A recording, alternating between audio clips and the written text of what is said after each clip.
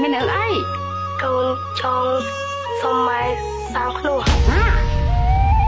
មិនបានកូនចង់ទៅបួសកូនឯងនៅតូចម៉ាក់ចង់ឲ្យកូនឯងទៅបួសទេកូនម៉ែព្រោះយើងក្រណាមួយកូនឃើញម៉ែធ្វើការរាល់ថ្ងៃកូនចង់ទៅបួសកូនអត់ចង់ឲ្យម៉ែលំបាកទេកូនអត់មានអីធំដុំឲ្យម៉ែទេកូនចង់សាងខ្លួនដើម្បីសងគុណម៉ែកូនម៉ែសូមទៅសារឲ្យកូនឯងឲ្យកូនណាកូនឯងធ្វើល្អគ្រប់យ៉ាងដើម្បីម៉ែកូនឯងតាទៅឲ្យម៉ែបបាក់ទេណាកូនណា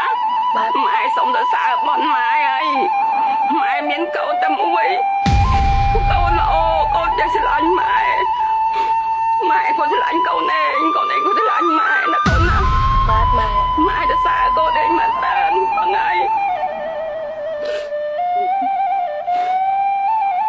កូនឯងធ្វើល្អជាមួយម៉ែណាណាកូនណា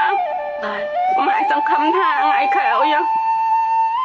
កូនឯងមិនធ្វើឲ្យម៉ែបបាក់ចិត្តដូចគេទេណាកូនណាបាទម៉ែអរគុណកូនឯងច្រើន